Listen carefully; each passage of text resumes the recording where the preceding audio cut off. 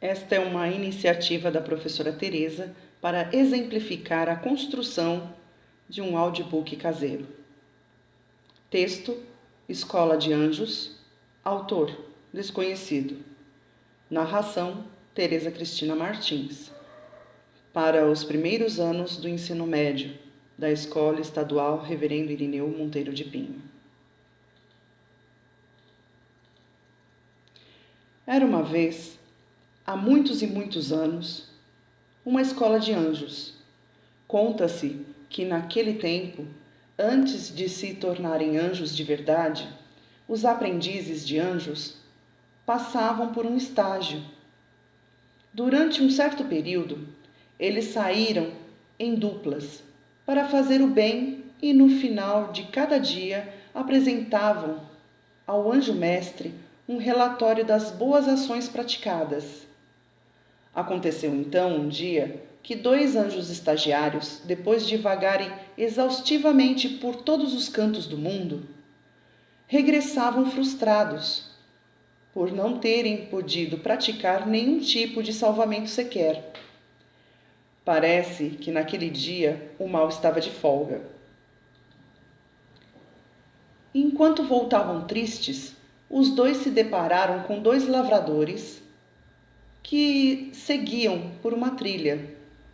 Neste momento, um deles, dando um grito de alegria, disse para o outro: "Tive uma ideia. Que tal darmos o poder a estes 2 lavradores por 15 minutos para ver o que eles fazem?"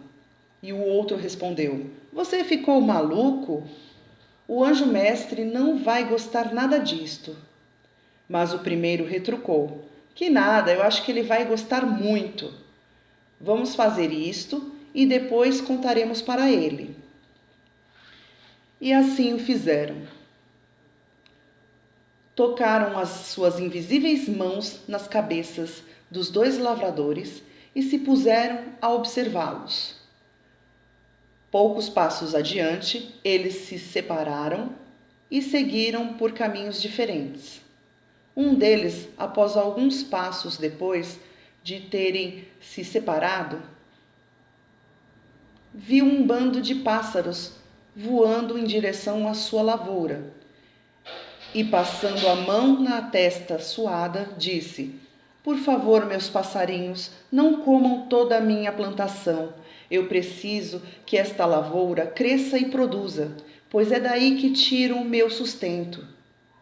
Naquele momento, ele viu espantado a lavoura crescer e ficar prontinha para ser colhida em questão de segundos.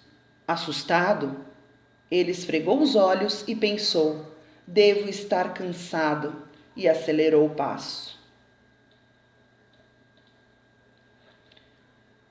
Aconteceu que logo adiante ele caiu, ao tropeçar em um pequeno porco que havia fugido do chiqueiro.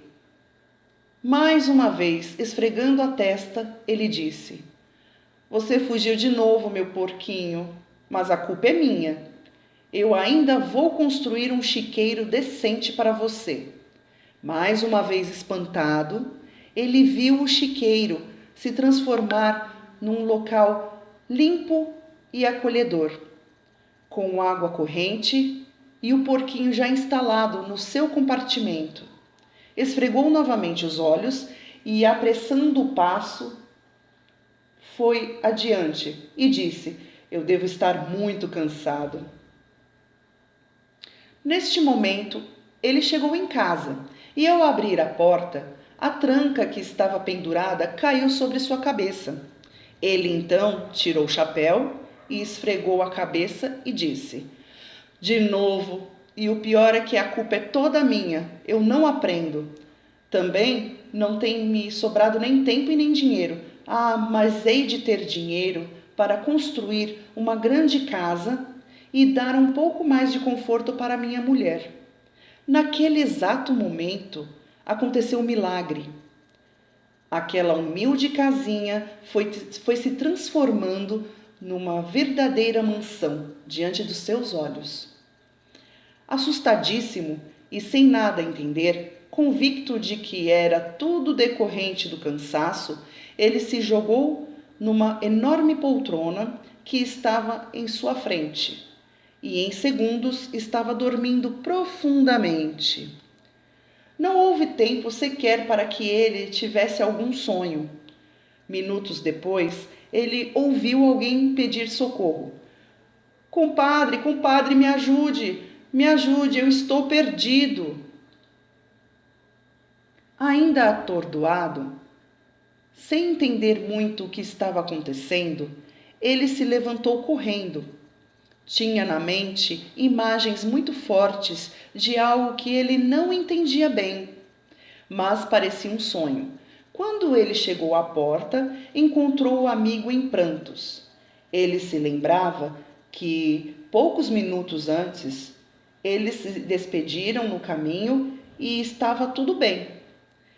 Então, perguntando o que havia se passado, ele ouviu a seguinte história do compadre.